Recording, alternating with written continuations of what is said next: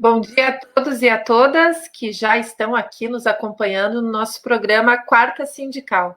Este programa, que é uma parceria entre o Jornal Brasil de Fato Paraná e a CUT Paraná, que todas as quartas-feiras discute temas relacionados à classe trabalhadora e também as análises de conjuntura deste ano de 2020. Eu sou Ana Carolina Caldas, repórter do Brasil de Fato Paraná, e hoje nós vamos tratar sobre a crise hídrica e a relação com a classe trabalhadora. Como todas as quartas-feiras, eu estou aqui com o meu amigo, o anfitrião aqui do nosso programa, Márcio Killer, presidente da CUT Paraná. Eu já vou passar a palavra para o Márcio, que vai fazer a apresentação dos nossos convidados muito especiais deste programa. Márcio. Olá, Ana, boa tarde.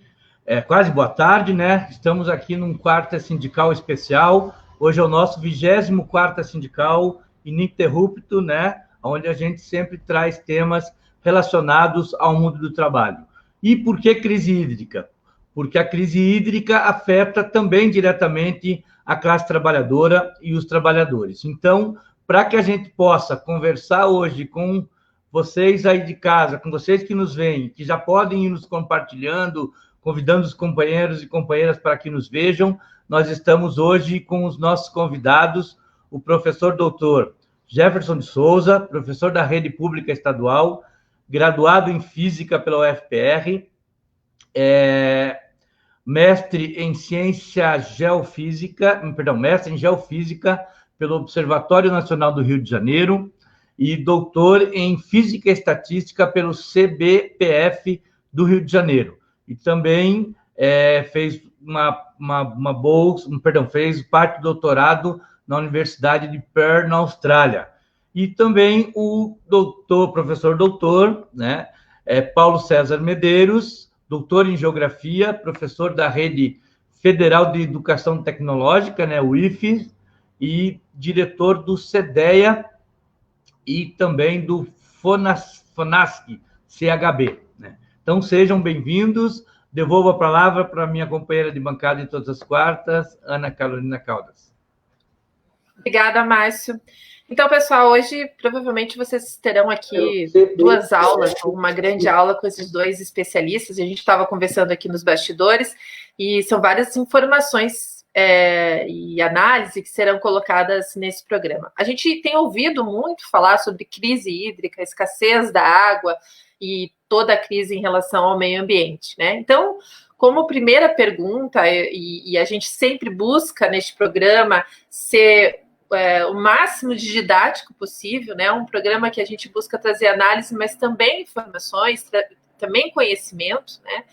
Então, e aqui no Paraná, especialmente, a gente tem visto muito de perto essa questão da escassez da água, mas às vezes a gente não consegue entender o que é essa tal de crise hídrica, né? Então, eu colocaria essa primeira pergunta, e eu sei que o Jefferson aí tem alguns dados específicos em relação ao Paraná, em que a gente vai poder entender, né, o que é a tal da crise hídrica. Então, eu vou passar primeiro a palavra para o Jefferson. Jefferson, no início da sua fala, se você quiser fazer mais algo em relação à tua apresentação, e o Jefferson também tem alguns slides aí para trazer algumas informações para a gente entender, para a gente dar esse pontapé inicial no programa para entender o que é a tal da crise hídrica. Então, Jefferson, eu passo a palavra para você. Obrigado, Andréia. Obrigado, Márcio, pelo convite. Saudações a todos os ouvintes aí da nossa Quarta Sindical. Parabéns também pela escolha de um tema tão atual, né, tão presente, agora presente diretamente na vida, né, dos paranaenses. Então, primeiro vamos definir o que é uma crise hídrica. Uma crise hídrica é um problema de demanda e oferta. Quando acontece uma crise hídrica? Quando a oferta de água está abaixo da demanda. Nós podemos ter dois tipos de crise hídrica. Uma crise hídrica crônica, onde a demanda pressiona a oferta em longo prazo, e nós podemos ter uma crise hídrica aguda, causada, por exemplo, por uma catástrofe climática, hidrometeorológica, ou catástrofe ambiental, por exemplo, como a contaminação de uma fonte importante, certo? No Paraná, nós temos as duas coisas acontecendo, em particular na região metropolitana de Curitiba, né? Nós temos uma crise crônica e também uma crise aguda. Na verdade, a crise, o problema climático, ele foi o fator que disparou uma crise mais profunda, né? Então, a gente tem um problema de demanda de longo prazo, uma demanda de longo prazo pressionando a oferta, e nós tivemos agora um aprofundamento da crise por conta de um problema agudo. Então, vamos pensar primeiro na questão da demanda. O que pressiona a demanda? Então, o que pressiona a demanda é o problema populacional, né, o crescimento populacional, atividade econômica. A atividade econômica, ela pode pressionar a demanda por duas razões principais. Pelo tipo de atividade, a atividade demanda uma grande quantidade de recursos hídricos, ou pela utilização de tecnologias ultrapassadas, que demandam mais recursos hídricos do que seria necessário se utilizasse tecnologia mais adequada. E também a má gestão dos recursos e da rede, né? O desperdício de água, um tipo de tarifação que não estimula a economia, né? Não estimula o uso racional. E na questão da oferta, no caso da oferta de longo prazo, a gente pode ter o problema de as fontes disponíveis não serem suficientes para atender a demanda daquela sociedade. Esse ainda não é o caso de Curitiba, né? Ou então nós podemos ter o problema de as fontes existirem, mas o poder público não dá conta de dimensionar o sistema corretamente para atender a demanda. Esse é o caso de Curitiba, né? Da região metropolitana de Curitiba. Quando eu falo de Curitiba, eu vou estar me referindo normalmente à região metropolitana. Na região metropolitana, nós temos um déficit crônico de água de em torno de mais de 400 metros cúbicos por ano por habitante. Esse déficit ele está reportado no relatório oficial do governo de 2020. O nome desse relatório é Relatório de Conjuntura, Relatório de Conjuntura de Recursos Hídricos do Estado do Paraná. Esse relatório ele foi elaborado em conjunto com a Agência Nacional de Águas, ANA, IPEA e vários órgãos estaduais. Então, nesse relatório, a gente pode encontrar esse dado, né, que é o déficit crônico da região metropolitana de Curitiba. Aí tem uma questão que entra, né? Por que a maioria das pessoas de Curitiba não sentiu essa crise ao longo dos anos? E a resposta é que esse déficit ele foi empurrado principalmente para algumas cidades da região metropolitana. Então, a gente não sente esse déficit em Curitiba por conta disso, né? Esse déficit ele não foi igualitariamente distribuído. Ele está concentrado em algumas áreas. E agora, o que nós tivemos? Nós tivemos uma redução da oferta por uma questão climática, por uma questão de baixos índices de precipitação nos últimos 2 semestres. Que isso afetou a oferta de água. Então, esse déficit, esse déficit que já pressionava a oferta de água de muitos anos, ele acabou tendo que ser distribuído por toda a cidade, por conta das baixas precipitações nos últimos 2 meses, nos últimos 2 semestres, quer dizer. Eu queria, por favor, que você colocasse o slide número 3, da página número 3. Mais 2 páginas à frente. Aí. Então, nesse slide, eu mesmo preparei essa tabela, né? Eu coletei os dados, esses dados podem ser obtidos via internet, o endereço está lá embaixo.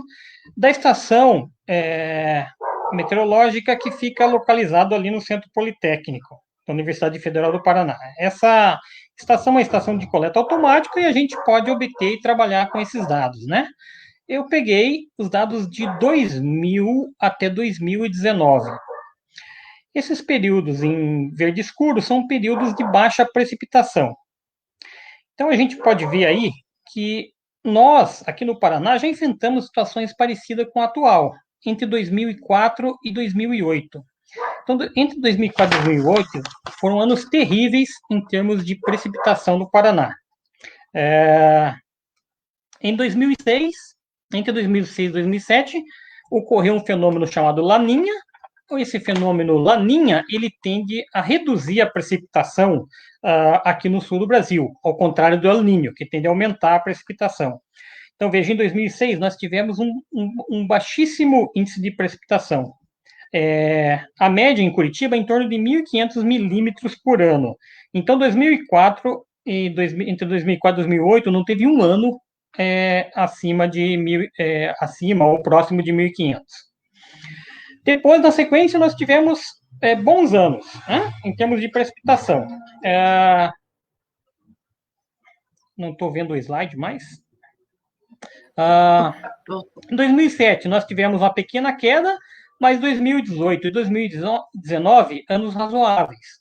Então, a gente está vindo, entrou num ano ruim em termos de precipitação, mas vindo de 2 anos razoáveis.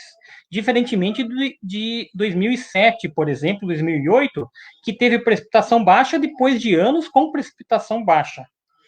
Então, essa tabela, ela mostra que... obrigado, Lucas, por mostrar a tabela. Essa tabela, ela mostra que o problema é crônico e ele simplesmente foi disparado, ele foi amplificado por um problema agudo, que é o problema meteorológico.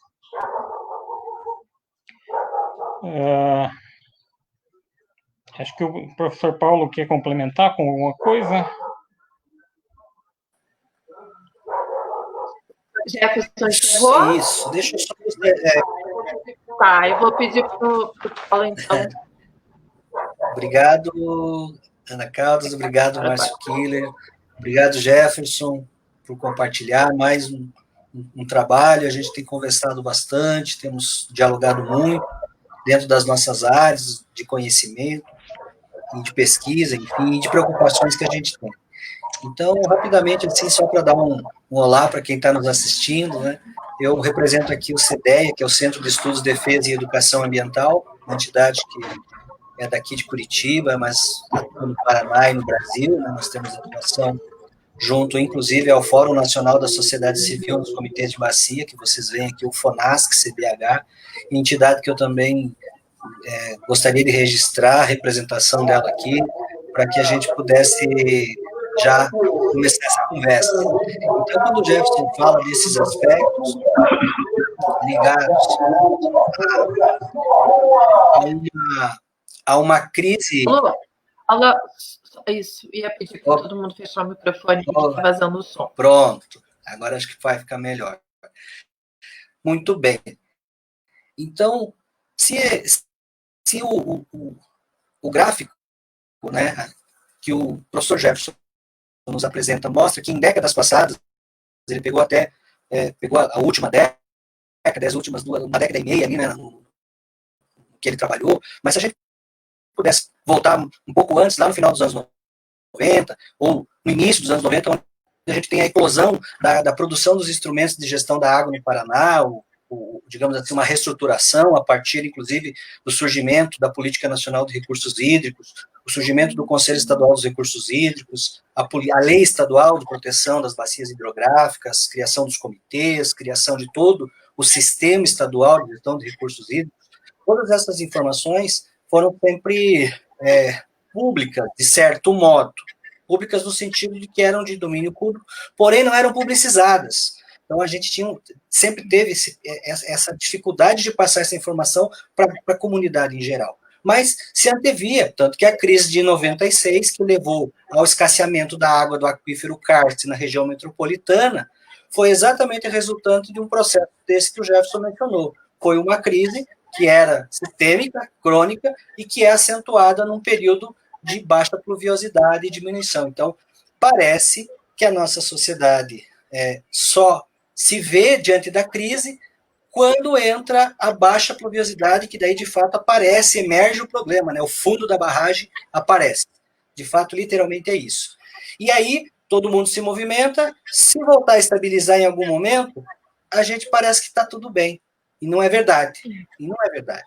Então, eu gostaria de agregar essa discussão que o Jefferson coloca, desses processos físicos e esses processos que decorrem, então, da produção da água, no sentido das chuvas, né, do nosso regime pluviométrico, agregar a isso, dizendo que não é uma novidade, dizendo que existem estudos, né, professor Andreoli, professores lá da Federal, professores das outras universidades particulares, PUC, enfim, todos aqueles que são da área da geofísica, que estudam, né, geografia, sobretudo engenharia hidráulica e tudo mais, sabem, né, e tem esses dados. E isso nos mostra uma face que eu gostaria de registrar, né, Jefferson, nessa conversa que a gente faz, né, que a crise tem uma face, muitas vezes, que ela fica velada, baseada numa ideia de que é apenas uma situação climática, ou sobretudo, uma situação climática, mas não é.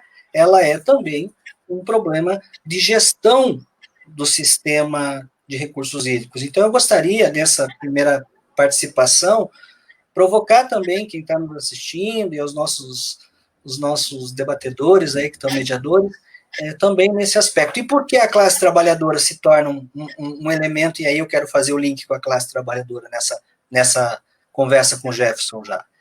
Porque, de fato, a classe trabalhadora, ou ora, ela como consumidora da água que é produzida e como aquela que compra a água para poder beber e para poder se... Né? Então, ela é penalizada, muitas vezes, nesse processo, e ela, às vezes, é penalizada na hora de participar da gestão compartilhada. Por isso que eu acho bastante pertinente esse espaço que a CUT nos abriu aqui para conversar com os trabalhadores sobre a questão ambiental, que é o pano de fundo dessa conversa. Então, obrigado pelo espaço. Tá? Começar a prova. Obrigado, professor Paulo. E aproveitando que você abriu esse gancho, a nossa segunda pergunta é justamente sobre essa questão. Quais são as consequências, os impactos para esses que mais necessitam de um serviço de qualidade prestado pelo Estado, né? No caso do Paraná, que é uma agência estadual que faz, né? A gente tem lugares que são empresas municipais, mas aqui no Estado ela é estadual. Mas quais seriam os principais impactos, né? E quais são os reflexos diretos na vida da população? E leia-se, né? A população que mais precisa, que é atingida por esse recorte de 12 por 36 agora, né? No rodízio de água, e tem sofrido bastante. Se não tem uma caixa d'água em casa, sofre muito mais ainda, né? Ou seja, é a classe trabalhadora que sofre esse impacto. Quais são esses reflexos e esse impacto mais diretamente para quem mais precisa de uma gestão eficiente da água? Paulo. Muito legal poder dialogar esses elementos. Primeiro é importante dizer que, obviamente, a água é um negócio, né? Acho que até a tua colocação, né, de que a nossa companhia de saneamento e outras companhias, não só pegando a companhia estadual, mas outras companhias locais, algumas são parceria público-privada, outras são... e aí, a nossa companhia estadual, ela é de capital, né, tem o seu capital, seu conselho de acionistas, né, e ele foi, digamos, se alternando ao longo do tempo. Já houve um tempo em que o Estado teve, né, mais... cotas da própria empresa, mas essas cotas vão ser negociadas. Então, sobretudo, nós temos que tratar a água como mercadoria na atual realidade. E por ser mercadoria, por ser vendida, né, por ser algo, torna as companhias de saneamento usuárias do sistema. Então, quando a gente vai ler a Lei Federal de Recursos Hídricos, de fato, os sistemas agropecuários, os produtores rurais que captam água para a agricultura, são usuários, eles captam em grande quantidade, fazem irrigação, fazem uma série de processos. O sistema industrial faz isso também, né? Também vai usar água para produção, né? A população não faz isso, ela não vai buscar água no rio, né? para beber, ela vai comprar. Então, primeiro estabelecer uma relação de mercado que existe hoje na água. Por isso que as companhias de saneamento no mundo afora se tornaram, obviamente, muito cobiçadas por grandes corporações que atuam no mercado internacional da água. Então, a primeira questão é que existe uma questão profunda, e aí por isso que eu fiz a provocação no primeiro momento, Márcio, e me permiti voltar a essa questão profunda, que é o fato de não haver um programa eficiente de segurança hídrica para a nossa população, posto que na lei federal está dito que, em caso de escassez, em caso de crise, a primeira medida, ou aquela medida de maior impacto, tem que ser a dessedentação humana e de animais. Isso está posto. A pergunta, que eu acho que é interessante, é em que medida isso, no momento de crise, é levado em consideração na hora de planificar os rodízios de água, por exemplo.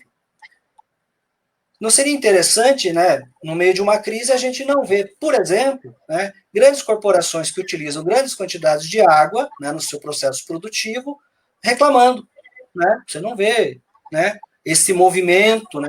Nos parece que vai muito bem obrigado lá no setor, né? No setor produtivo, no setor agropecuário, algumas coisas ali, né? Até o Jefferson pode complementar aí, que ele tem um estudo bem interessante sobre a questão da ampliação do uso da água para a criação de animais, enfim, para alguns abatedouros que nós temos. Então, essa mudança do perfil da nossa sociedade que foi, primeiro, a necessidade da gente atender as camadas populares e que a água, nesse momento de crise, ela não sofra o que tem sofrido, né, que é esse conselho diretor da companhia que precisa apresentar resultados e lucros para os seus acionistas. Muito mais do que isso hoje, ele tem que rever o seu comportamento e, ao invés, por exemplo, de repassar valores para uma tarifa pública no momento de crise no momento de pandemia, né, não haver recurso, né, num fundo de proteção hídrica,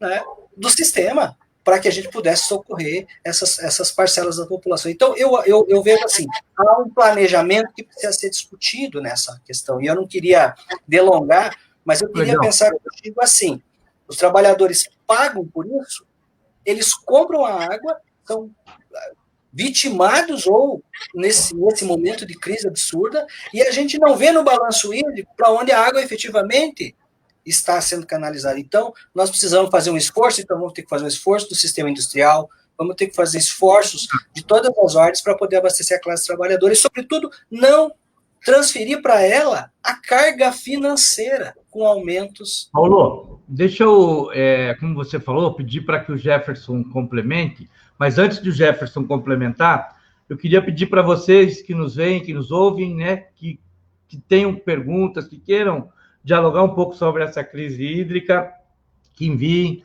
suas questões para nós. E, né, compartilhe para que a gente possa chegar cada vez mais longe. Professor Jefferson, eu queria pedir para que você complementasse, mas queria botar mais um ingrediente nessa questão, que foi o que o professor Paulo falou aí, que ele citou, que é a questão de uma crise hídrica durante um processo de pandemia, né?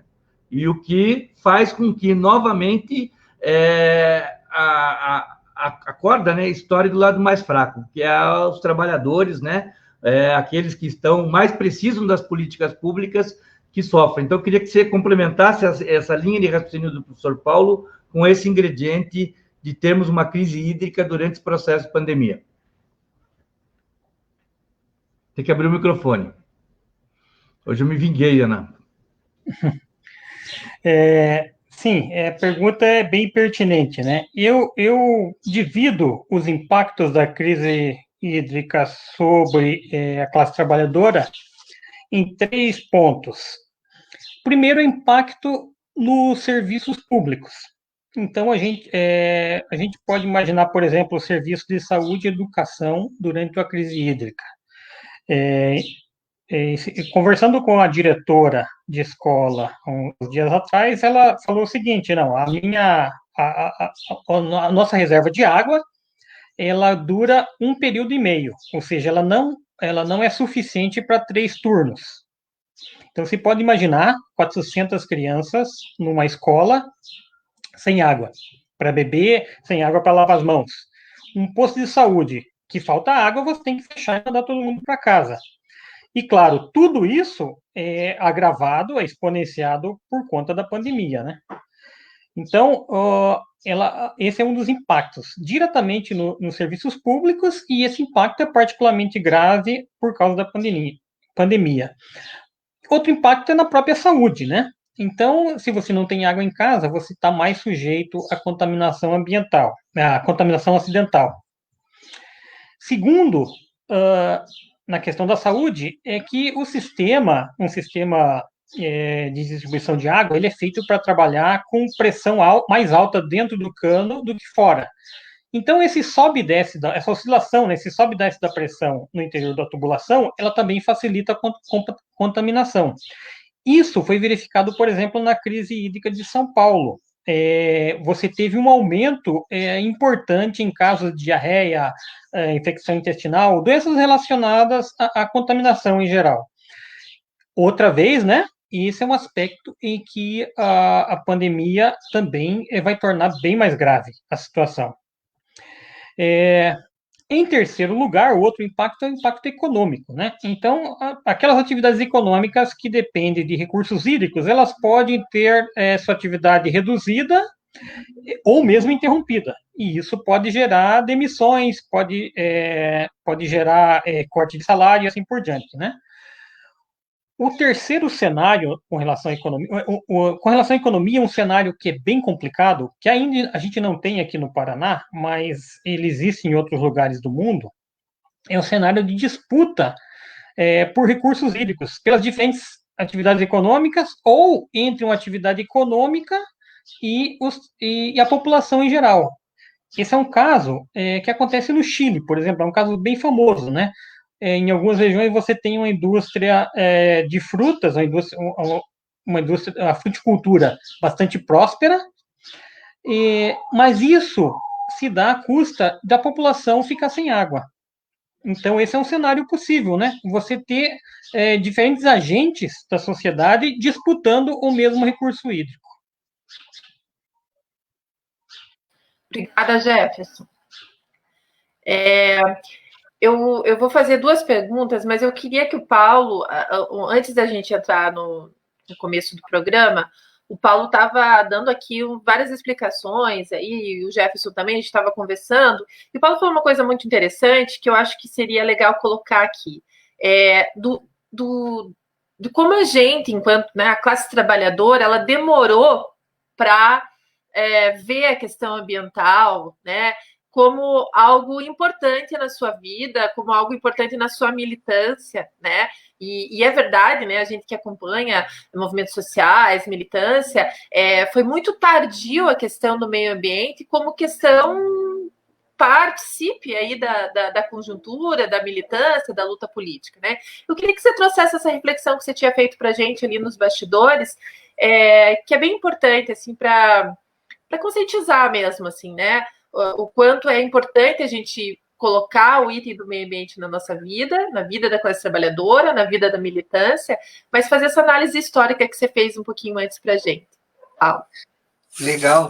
É bom lembrar da própria história de luta que a gente participa, né? Porque Sim. Eu sou do CEDEA desde 96. O CEDEA é uma organização que surgiu em 1988, em novembro de 88, um mês depois aprovada a Constituição Federal. Lá na Constituição Federal, capítulo do meio ambiente. Pela primeira vez na história do Brasil, o meio ambiente se torna um direito na Constituição Federal. Depois ele vai suscitar o direito ambiental, vai ser direito difuso, várias cátedras, faculdades vão abrir curso de engenharia ambiental, meio ambiente e desenvolvimento, se torna uma espécie de grande tema sendo debatido. Então, primeiramente, marcar esse contexto, né? O meio ambiente como um direito humano, né? E aí estamos falando da água, né? Como direito humano. Então, derivam dali várias lutas. O movimento ambiental da época, e aí tua pergunta é bem interessante, porque eu me lembro muito bem, nós do CEDEA, por exemplo, e nós posso falar com tranquilidade, tem muita gente nos assistindo que conhece a história da CDEA, nós fomos uma entidade que tinha uma característica ambientalista, porém tinha uma concepção marxista de luta e uma concepção em relação a esta questão de que a natureza, sendo uma mercadoria, ela é, sim, objeto de exploração do capitalismo.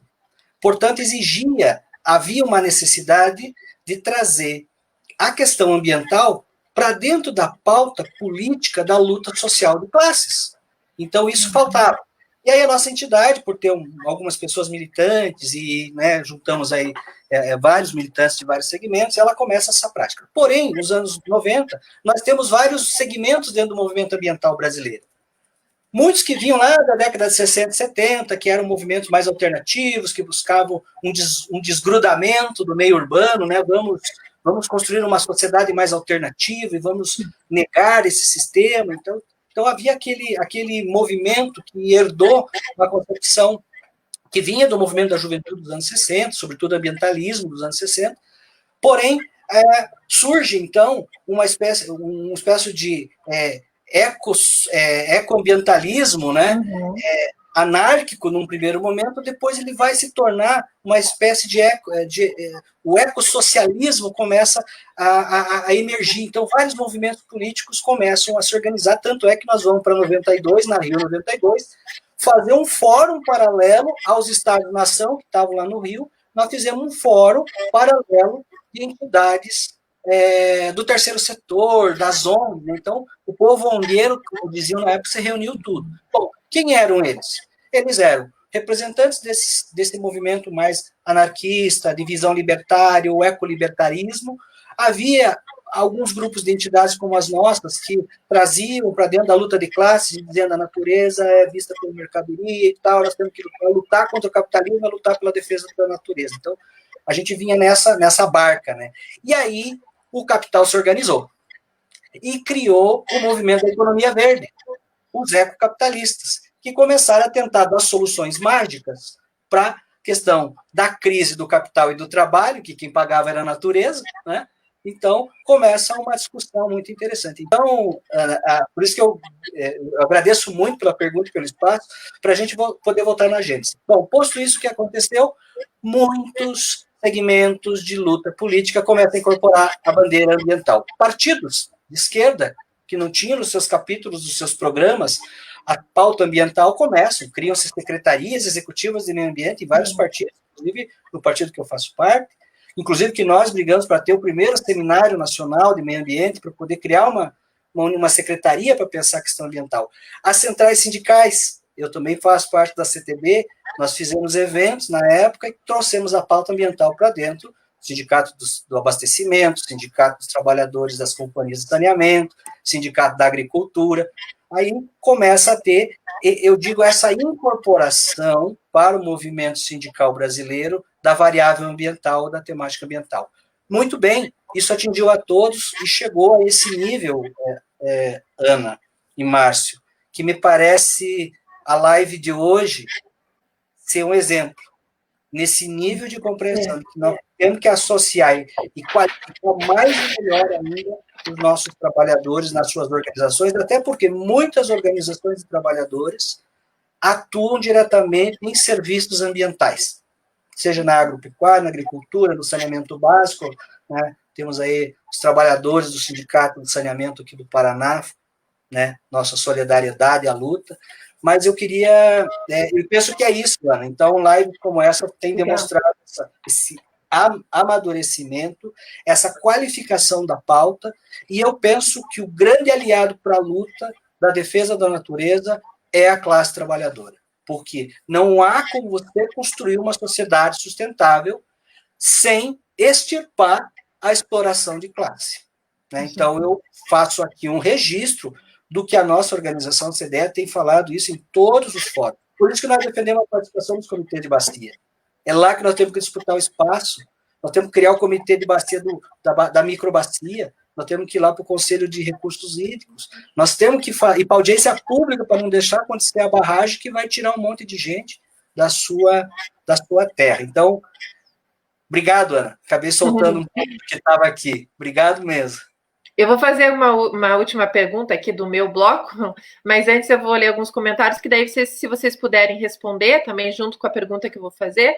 Bom, tá aqui o Caio Henrique dizendo bom dia, companheiros, excelente debate. Vera Nogueira, bom dia. Ângela Vieira, bom dia, companheiros. O Lucas pergunta, bom dia, as gestões dos prefeitos da região metropolitana e do governo do estado em relação à Sanepar tem alguma ligação com a crise? Eles poderiam ter investido em infraestrutura e segurança das águas? O Leandro Júnior pergunta, em termos estruturais, há como dimensionar o preparo das estruturas detentoras do fornecimento de água, Sanepar, no fornecimento de água para a população de um modo geral? As empresas fornecedoras estão tecnologicamente atualizadas para evitar não só o desperdício, mas também o fornecimento com qualidade? Essas duas perguntas têm a ver com a pergunta que eu vou fazer, daí vou passar para o Jefferson e vou pedir que o Paulo complemente também, que é fazer uma análise em relação à atual conjuntura no que diz respeito a políticas públicas. Tanto do ponto de vista, essas duas perguntas foram mais setorizadas aqui para o Paraná, que talvez o Jefferson possa responder, né, voltada para o Paraná, o que isso, né, essa questão das políticas públicas, do investimento ou não, tem a ver com a crise hídrica. E também, daí se o Paulo puder responder, a gente falar sobre o governo atual, né? É noticiado a crise do meio ambiente e a gente tem um ministro do meio ambiente inimigo do meio ambiente, né? E a gente está vendo aí também a questão das queimadas, enfim. Então, que vocês pudessem fazer uma salada e uma síntese em relação a este tema. Vou passar então para o Jefferson. Obrigado, Andréia. Obrigado, Ana. Confundi com a sua irmã. Normal,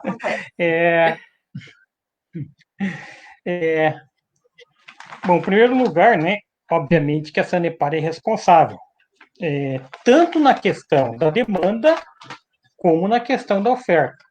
Ou seja, a Sanepar, ela não deu conta de ajustar a oferta ao crescimento da região metropolitana de Curitiba. Então, nós passamos da década de 90 para cá, de 1.200.000 em Curitiba para 1.800.000. Na metropolitana, hoje, a gente tem em torno de 3.600.000 habitantes. E, ao longo do tempo, a oferta não foi ajustada. Então, esse é um problema, claro, da Sanepar. Segundo lugar, nós não trabalhamos na questão ambiental. Então, na região metropolitana de Curitiba, nós despejamos mais ou menos, assim, em números aproximados, o esgoto de metade da população na bacia do Iguaçu. Então, a gente pode imaginar o esgoto de 1.800.000 pessoas despejadas no nosso principal rio. E claro que isso vai afetar a oferta, porque se você polui o rio, você não pode utilizar aquele rio para captação de água. Em segundo lugar, o Paraná também sofreu várias catástrofes, a região metropolitana sofreu várias catástrofes que eu chamo de socioambientais. Uma delas, o professor Paulo mencionou, que foi o colapso dos aquíferos kársticos em Almirante Tamandaré na década de 90. Isso aí reduz também as fontes d'água, né? Segundo, você teve a catástrofe da Petrobras, né, do duto de óleo da Petrobras, o duto que vem de Santa Catarina para a refinaria de Araucária, também despejou toneladas de derivado de petróleo na bacia do Iguaçu. Até hoje, as consequências daquela catástrofe são sentidas. Aqui no Paraná, agora nós temos um secretário que simplesmente despreza o valor de um dos ecossistemas mais ameaçados no Brasil, que é aquele ecossistema que faz a transição entre o mar e a terra, restingas, mangues, etc. Esse secretário ele deveria estar comemorando o que aconteceu no CONAMA ontem. E, felizmente, pelo menos temporariamente, agora foi barrado, né? Ele já devia estar se preparando para ligar as máquinas e derrubar o que resta de restinga aqui no Paraná. Então, a gente está vivendo um momento bem delicado na questão ambiental, né? O Paraná, ele tem... Eu não sei se eu tenho tempo para falar ainda. Sim, sobre essa questão. O Paraná, ele, no geral, ele tem muita pressão sobre os recursos hídricos. O Lucas pode mostrar o slide número 10, por favor?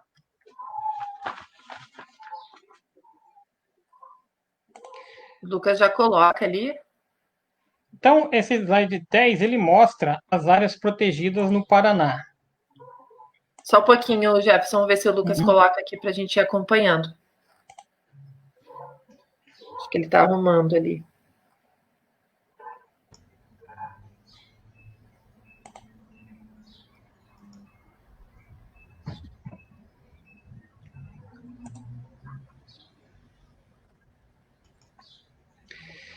Esse slide ele mostra as áreas protegidas do Paraná. As áreas verdes claras, as áreas em verde claro, elas são APAs, né? E as áreas verde escuro são áreas de proteção integral.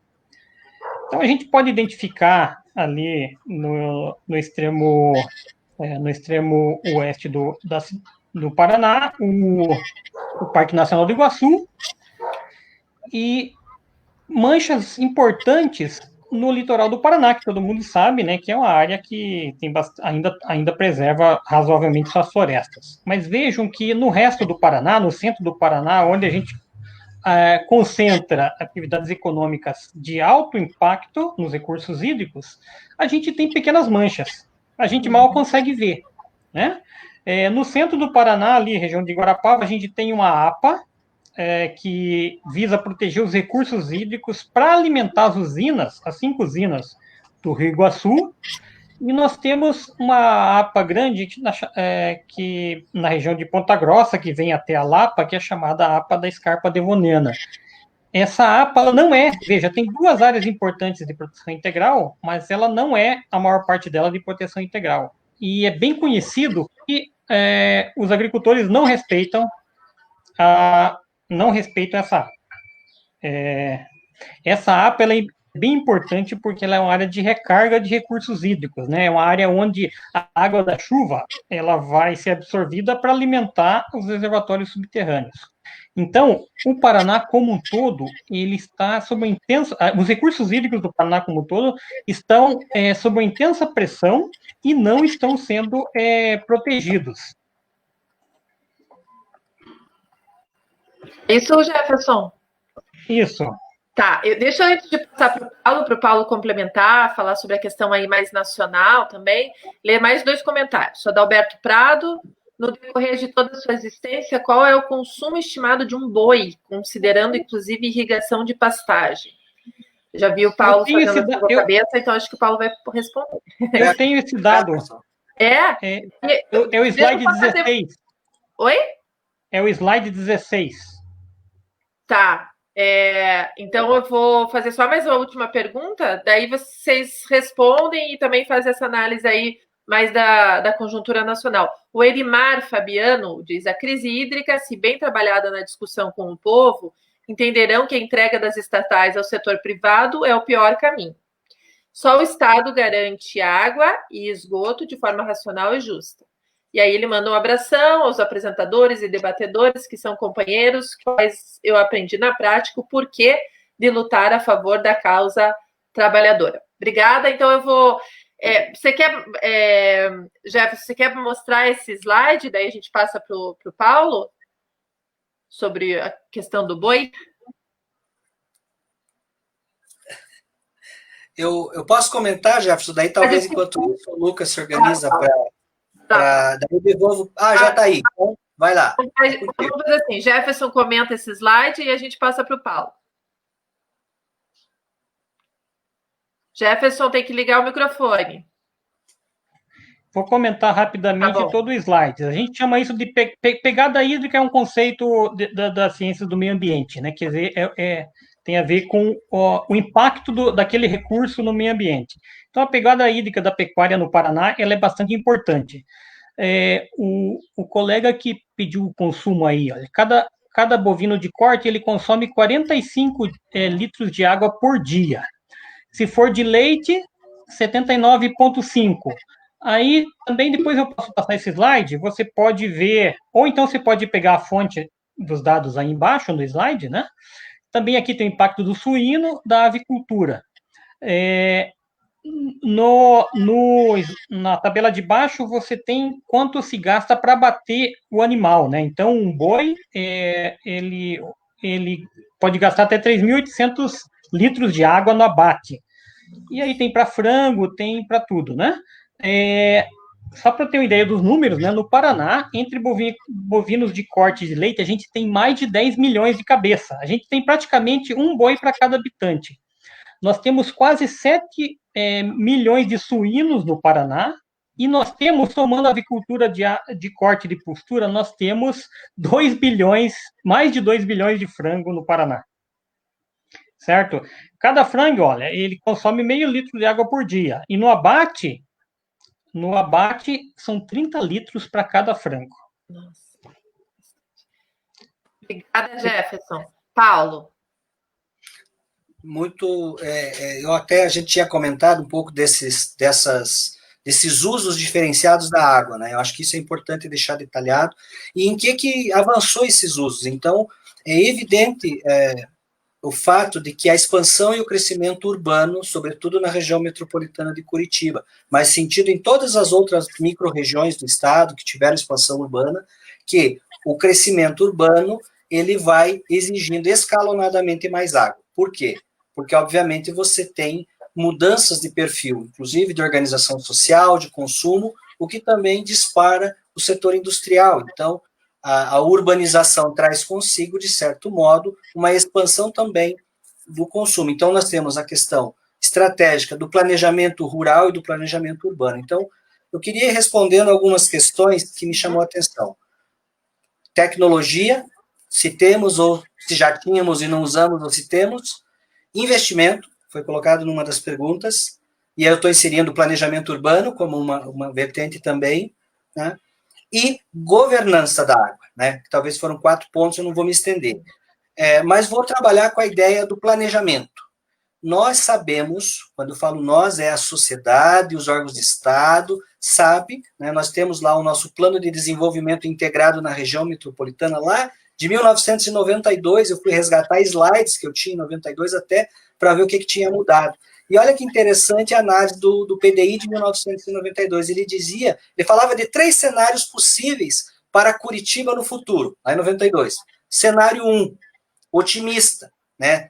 Se cuidar com o crescimento urbano, se planejar, se prever a recuperação lá do Rio Palmital, o uso do Rio Pequeno, a gestão integrada e todas as ações, nós vamos ter, então, uma crise moderada. Isso lá em 92, né? O cenário que era previsto, mais ou menos, então, para 2020, lá em 92, né, 20 anos depois, seria a possibilidade da perda de bacias, né? No entanto, algumas bacias se manteriam estratégicas. Na verdade, a gente está vendo isso, que a gente teve a crise, as bacias não estão dando suporte, a demanda e a oferta desequilibrou, então a gente tem um cenário complexo. E havia um cenário para a Curitiba numa completa desorganização, então, do ponto de vista de ocupação desordenada, que, na verdade, é o cenário que, se a gente seria para 2030, 2040, né, mais ou menos previsão que se tinha na época. Aliás, se previu até 2050, naquele planejamento. Estaríamos em torno de 5 milhões de habitantes, com consumo de 300 litros habitante dia, né? E hoje a média está 280, 270. Por que eu estou falando isso? Porque, do ponto de vista do planejamento, se sabia que nós íamos ter um crescimento urbano acelerado, do ponto de vista, se tinha já os cenários previstos. Né? A tecnologia, obviamente, foi se agregando, né? A própria existência hoje de um sistema de monitoramento da gestão dos recursos hídricos no Paraná e na região metropolitana já é um avanço. Porém, as tecnologias deixaram a desejar em muitos aspectos. Investimentos. Foram feitos investimentos estratégicos? Foram criadas as barragens do Iraí, foram reestruturados alguns processos, mas nos parece que ainda não é o suficiente, dado a resposta aí dessa crise sistêmica. E a governança, que foi a criação dos instrumentos, e aí entra um pouco na ideia que o Jefferson mencionou, de que cuidar da água não significa só proteger o entorno das nossas barragens. Essa é uma política, de certa maneira, focada na ideia da estocástica da água, quando, na verdade, nós que estudamos a visão sistêmica da produção da água, sabemos que é exatamente nas nascentes que nós protegemos os pequenos córregos, as pequenas nascentes, é protegendo mata ciliar que a gente consegue garantir a água retida com mais tempo no solo, nas várzeas, principalmente as nossas várzeas, que foram ocupadas desordenadamente. Então, o cenário previsível era esse, né? Se a ocupação, né, e a tecnologia, o investimento e o planejamento não estiverem articulados, graves problemas acontecerão. E aí, para complementar a pergunta sobre a questão do que a gente vê o governo atual em relação, né, a outros governos, né, que também, né, tiveram, e as prefeituras, sobretudo, né, é que as prefeituras, com várias políticas, com carência de políticas públicas, não conseguiram dar conta de proteger os mananciais.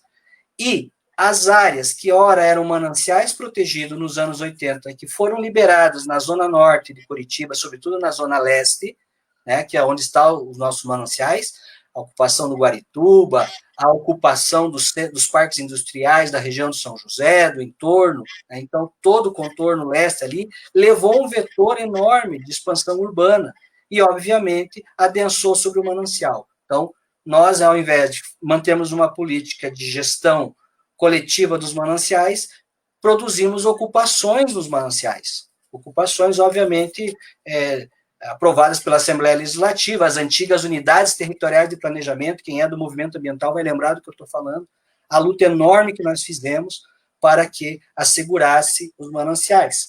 Então, não é somente esse governo que não está conseguindo dar conta desses eixos, ele já vem um histórico crescente.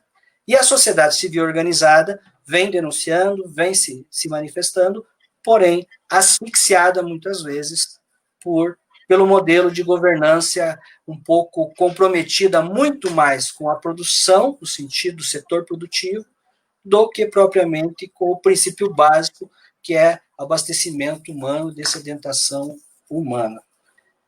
E depois se alguém mencionou sobre queimadas, André e Márcio, depois eu gostaria de retomar para não ficar longo, mas eu tenho lá um estudo sobre as queimadas no Brasil de hoje que eu queria ainda passar, se houver tempo. Obrigado. Fui rápido agora, hein, Ana? Não deu nem tempo de você falar. A gente já passa para a questão das queimadas, que eu acho que é uma questão importante. Mas eu queria deixar aqui uma lembrança. Hoje é Dia Nacional de Luta em Defesa do Serviço Público e das estatais, né? É um dia chamado pelas centrais sindicais, a CUT, a CTB, as diversas centrais estão irmanadas nesse Dia Nacional de Luta, né? Tivemos algumas atividades aqui no Paraná também, fizemos um faixaço em frente ao Palácio Iguaçu. Mas eu queria justamente entrar nessa questão. Nós estamos vivendo um inferno de Dante, né?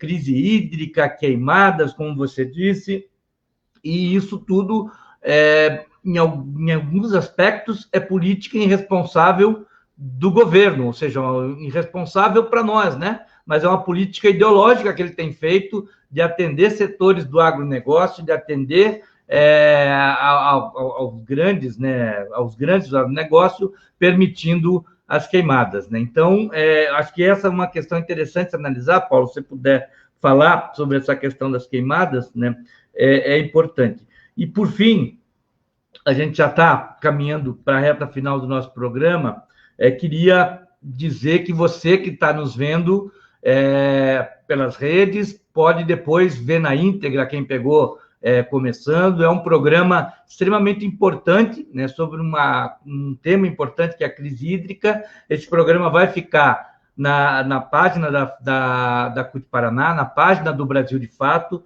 para você que pegou parte deles, para que você ainda compartilhe e divulgue, porque esse tema ele é fundamental para que as trabalhadoras e trabalhadores saibam, de fato, aonde ele atinge. Paulo, então passo para você falar sobre as queimadas.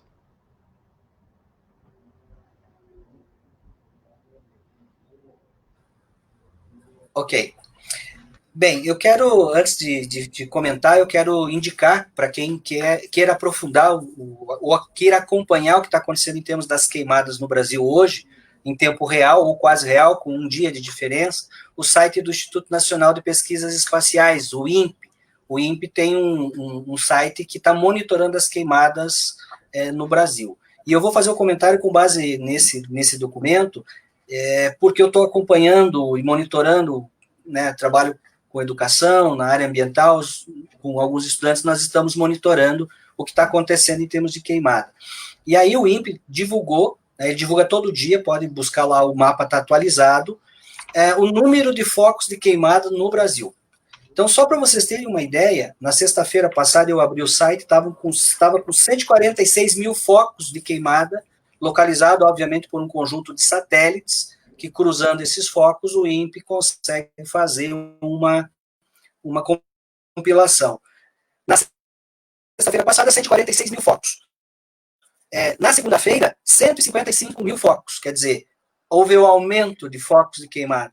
Acabei de tirar, acessei aqui para dar esse informe para vocês, no dia de hoje, 158 mil focos de incêndio no Brasil. Gente, em comparação a toda a América do Sul, para vocês terem uma ideia, quem está em segundo lugar, em termos de focos de queimada, é a Argentina, com 59 mil.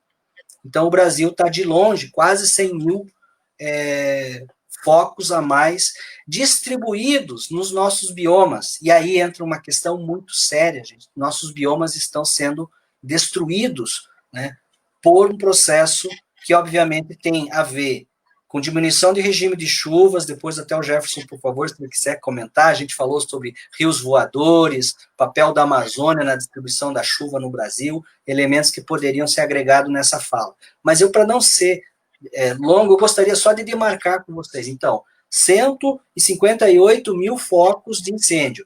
Desses 158 mil, 75 mil focos estão na Amazônia. 75 mil focos, 47,7%. O segundo bioma que está sendo destruído pelo fogo é o Cerrado, 45 mil focos. O Pantanal, com quase 18 mil focos. Só que o Pantanal, em termos de área territorial, é menor do que essas duas outras que eu falei. Então, isso é um inferno. O Pantanal também, pela quantidade, pela sua área, é enorme. E assim vai para a Mata Atlântica, assim vai para a Caatinga, que também está diminuindo, e o Pampa, que é o que menos está sofrendo hoje, por conta da sua condição geográfica. Muito bem, as queimadas, então, são produtos, e aí a Polícia Federal está fazendo inquérito. Eu acho muito importante o Márcio ter perguntado isso e a população ter ciência. Vocês acompanharam depois o pronunciamento do presidente da República na Assembleia Geral da ONU, né, colocando isso, imputando, inclusive, a populações tradicionais, a povos da Amazônia, a responsabilidade por esses crimes. Isso é um absurdo, né, da forma como foi colocado, e, na verdade, a Polícia Federal está investigando e está conseguindo entender que, obviamente, grande parte dessas áreas geográficas onde está acontecendo o foco são as áreas de proteção obrigatória, por lei, em algumas grandes propriedades produtivas. Quer dizer, que seria aquela mata, aquela reserva legal que está queimando, é a reserva legal que está queimando, né? E alguns parques, então, quer dizer, exatamente, o fogo está indo sobre as áreas, né, que seriam áreas de interesse de especulação agropecuária, ou áreas que eram protegidas, que podem também ter lá seus conjuntos de interesse. Então, aqui o Paulo não está afirmando, né, exatamente quem são esses possíveis, né, porque a Polícia Federal é que está investigando e que vai dar conta de dizer, né, por conta desses focos, porque nós sabemos se o foco está em determinada propriedade, o satélite está captando. Então, vamos acreditar que a gente vai ter, sim, essa explicação. Então, eu só queria responder, Márcio, por que aumenta o número de incidência desse fogo? É porque nós estamos tendo queda de dispersão atmosférica da água, né, os nossos rios voadores aí, que o Jefferson também pode dar um apoio, e, sobretudo, pela desregulamentação da fiscalização, a destruição do IBAMA, do Instituto Chico Mendes, de o aparato que nós demoramos décadas para construir para proteger os ecossistemas brasileiros. Então, eu coloco essa questão para que a gente volte, inclusive, a discutir com profundidade, assim que os inquéritos também sejam revelados aí de quem são os culpados pela essa grande quantidade de focos. Não únicos, mas com grande grau de responsabilidade. Obrigado. Legal, professor Paulo. Eu queria, Jefferson, fazer uma última questão para você, e aí, junto com ela, se você já quiser fazer suas considerações finais, eu agradeço. Tem um estudo da Plataforma da Biodiversidade e Serviços Ecossistêmicos e Bem-Estar Humano no Brasil, que diz que em 2030 teremos uma demanda aumentada da água em 2.000%. E lá tem uma questão, o que fazer? Eu queria que você, respondendo isso, já pode também fazer as considerações finais, e depois eu passo para o Paulo para as considerações finais. Se eu falar muito aí, vocês, por favor, não tem problema de me cortar. Tá. Primeiro, só deixa eu completar ali o que o Paulo pediu, né? O professor Paulo pediu. Lucas, você pode colocar lá o slide para mim, por favor? Então, esses dois slides, esse e o seguinte, eles vão mostrar a importância da Amazônia para nós paranaenses. Então, nós paranaenses devemos se empenhar na proteção da Amazônia. Por quê? Esse slide ele mostra que nós aqui no sul do Brasil, a maior parte do sul do Brasil está localizado entre o Trópico de Capricórnio e o paralelo 30, certo? Se a gente olhar para essa mesma região, na África, na Austrália, na fronteira do México e dos Estados Unidos, no norte da África, nas Arábias e no norte da Índia, a gente vai ver que nessa mesma latitude estão localizados os desertos do Atacama, da Namíbia, da Austrália, o grande deserto australiano, os desertos ali de Mojave e Sonora, entre o México e Estados Unidos, o grande deserto do Saara, o grande deserto das Arábias e o deserto do Thar. Ou seja, a região onde a gente está, as latitudes onde a gente está hoje, elas são, na maior parte do mundo, desértica. Então, o que explica a gente ter 1.500 milímetros de precipitação aproximadamente por ano aqui no sul? Aí o próximo slide explica isso. Por favor, Lucas. É o que o Paulo falou, a teoria dos rios voadores. A umidade extra que vem para o sul do Brasil, ela vem da Amazônia.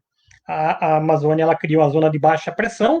Essa zona de baixa pressão, digamos assim, aspira a umidade do oceano e redistribui pelo continente. Então, nós paranaenses, nós temos muitas razões para defender a Amazônia. Certo? Na pergunta do Márcio,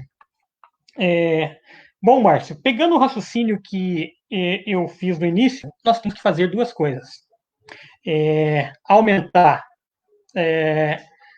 a oferta, e para aumentar a oferta, isso aí é muito na questão ambiental. Essa é uma questão fortemente ambiental. Nós temos que proteger águas de recarga de água subterrânea, nós temos que manter áreas protegidas e fiscalizar efetivamente essas áreas protegidas. Nós temos que gestar melhor esses recursos, distribuir melhor esses recursos e planejamento econômico. Então, o Paraná, por exemplo, o Paraná ele está indo numa direção de aumento da presença de frigoríficos, aumento de rebanho. São atividades que demandam recursos hídricos. Não tem como. Você pode até aplicar tecnologia, mas a vaca não, o boi não vai deixar de beber os 40 litros de água por dia que ele precisa. Então, além do mais, o Paraná é o maior produtor de tilápias do Brasil, que também demanda recursos hídricos. Além de demandar recursos hídricos, também tem a questão de como que se vai devolver essa água para a natureza. Você vai devolver, muitas vezes, uma água contaminada, o que vai diminuir a oferta. Então, nós temos que voltar o planejamento econômico para atividades que preservem recursos hídricos. Segundo, se você demanda, a indústria, a atividade que demanda recursos hídricos, ela tem que compensar o que ela está fazendo. Então, o correto seria o Paraná estabelecer, o mundo inteiro, né, áreas de compensação. Se você furou um poço aqui, você vai ter que manter uma floresta na área de recarga desse poço, para que o seu poço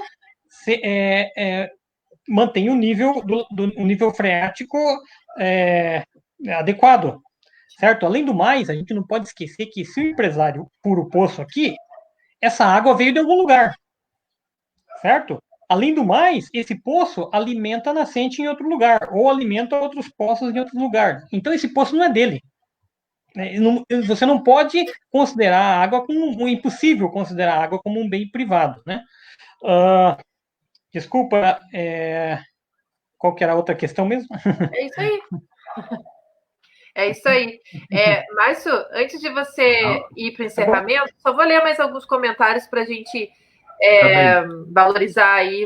Tem muita gente participando. A Débora Albuquerque escreveu: o trabalho para a redução de consumo tem que ser principalmente sobre os setores econômicos, empresas e indústrias. O poder imobiliário está reduzindo ainda mais as áreas de APAs na região metropolitana de Curitiba. E a Leonice Matos diz: parabéns, companheiros, excelente debate. De fato, foi um excelente debate. Foi um programa muito informativo. Passo para você, Márcio. Eu queria falar só um pouquinho, Márcio. Eu queria falar... você falando, já faz a tua consideração final, que eu quero passar para o Paulo fazer a dele. Eu vou falar com 1h08 já. Tá certo. Então, eu vou falar aqui de algumas medidas de curto prazo que eu acho que deveriam ser implementadas agora, aqui na região metropolitana. A primeira é uma mudança na tarifação. Você tem que privilegiar aqueles que estão economizando e sobretaxar aqueles que estão desperdiçando. Esse é o primeiro ponto. A segunda coisa, a Sanepar tem que ser transparente com tudo que ela está fazendo. Uma coisa, ela devia mostrar o que está fazendo. Ela está, por exemplo, combatendo desperdício e combatendo a fuga de água por causa de defeitos na tubulação. Então, esse é um problema que tem que tratar. A Sanepar tinha que mostrar qual que é o programa dela para tratamento de esgoto. Para esse ano, para o ano que vem, para daqui 5, 10 anos. Porque é isso que vai mitigar o problema, que vai ajudar a mitigar o problema. Segunda coisa, o déficit ele não pode ficar com um grupo específico. O déficit tem que ser igualmente distribuído. Então, você não pode faltar 4 dias para um e não faltar nenhum para outro. Essa é uma situação que tem que mudar. E que a Sanepar também tem que ser transparente. Aonde que está faltando naquele dia, o quanto vai faltar. Segunda coisa, a indústria ela tem que dar sua contribuição. A atividade industrial que está usando tecnologia ultrapassada e provocando desperdício tem que se modernizar. E você tem que acabar com qualquer tipo de, nessa fase pelo menos, qualquer tipo de benefício fiscal que faça com que a empresa use mais água do que necessita para aquela atividade. Então é isso, já estamos em cima da hora. Então, beleza. Obrigado. Posso passar para as considerações finais do Paulo? Obrigado, Márcio Killer. Obrigado, Ana, por esse espaço. Quero agradecer ao professor Jefferson, né, companheiro aí de diálogo. Vamos continuar esse diálogo que nós temos feito. Eu queria agradecer a algumas pessoas que foram sendo citadas e que eu sei que são companheiros da luta ambiental e companheiros de luta. A Débora agora também mencionou, eu lembrei das grandes lutas, então eu não queria deixar de deixar um registro aqui no programa Quarta Sindical de que existe uma história de luta ambiental e social da região metropolitana e do Paraná, uma história que precisa ser contada, e eu gostaria de deixar isso até para outros programas, que precisa ser contada, organizações ambientais de grande valor, que ajudaram a defender o cárcere, que ajudaram a gente a defender as barragens, que impediram de construir as barragens do rio de Tijuco Alto e no Vale do Ribeira, toda essa gama, eu até não vou citar todas, porque cometeria uma gafe, que são muitas, mas assim, lembro muito da União das Entidades Ambientalistas do Paraná, que foi um fórum onde a gente conseguiu se organizar para ir para cima do sistema de gestão pública, participar da revisão da lei estadual em 99, depois adentrar os comitês de bacia. Então, uma saudação a todos os militantes da área ambiental, trabalhadores, entidades, universidades, instituições técnicas, profissionais, que participam do sistema, que participam dos comitês de bacia do Paraná, né, em especial aqui no Alto Iguaçu, Alto Ribeira. O CDEA participa aqui no Alto Iguaçu, Alto Ribeira, nós temos assento também no Comitê da Bacia do Litoral, e eu queria deixar esse registro, esse abraço para esses colegas de várias organizações e fazer uma chamada para essas organizações, né, para a gente poder, quem sabe, reconstruir, né, este fórum social de defesa da água que a gente, por N motivos e por várias condicionantes, né, a gente acabou cada um correndo para um lado, mas é preciso fazer uma força-tarefa, ocuparmos os comitês de bacia, porque é lá, Jefferson, lá no plano da bacia, que é aprovado do comitê, que a gente consegue estabelecer regras claras, inclusive a cobrança pelo uso da água. A cobrança que já deveria estar acontecendo, ela fica no segundo plano e parece algo que um cálculo que nunca ninguém consegue fechar, quando na verdade nós sabemos que temos alguns usuários que são privilegiados, né? E o setor produtivo agropecuário recebe água gratuitamente. Quando é que isso vai acontecer? A Sanepar não paga pela água que retira para nos vender. A Sanepar é usuária. A cobrança do uso da água, sobretudo, é para a companhia de saneamento, que retira a água para processar e nos vender por um valor. Então, volto a trazer a discussão da questão mercadológica da água, que eu acho que também é uma face oculta que leva ao sistema de privatização da água potável, pública, né, e transforma ela em uma espécie de mercado livre da água para quem pode pagar mais ou menos. E aí eu fecho a minha fala dizendo, vamos juntar a sociedade civil organizada, vamos juntar os trabalhadores, os sindicatos, os partidos, enfim, é um momento único, a gente precisa mostrar que a temática ambiental não é uma temática que ficou vencida lá por alguns ambientalistas que resolveram participar da Eco 92. Não, ela é presente hoje e é preciso que a classe trabalhadora e os segmentos organizados estejam juntos. Conte com a gente, aí o CDEA, o Fórum Nacional da Sociedade Civil nos Comitês de Bacia, está sempre pronto, assim que vocês nos chamarem, estaremos aqui. Obrigado a todos e todas.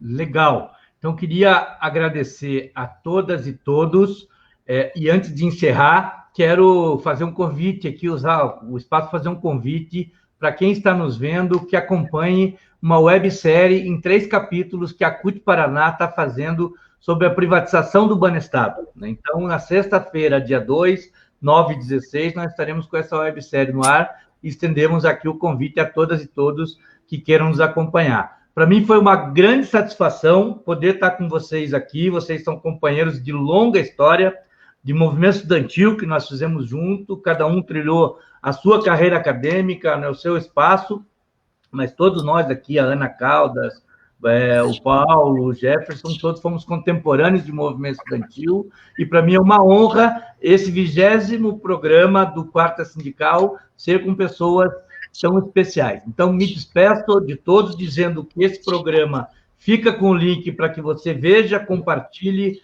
e faça esse tema, que é um tema importante para a classe trabalhadora, chegar o mais longe possível. E um abraço e nos vemos no próximo Quarta Sindical. Até mais. Um abraço, obrigado, gente. Obrigado, Coach. Obrigado a todos aí. Um abraço. Obrigado ao pessoal que assistiu. Legal. Fiquem por aí um pouquinho aí, segurem.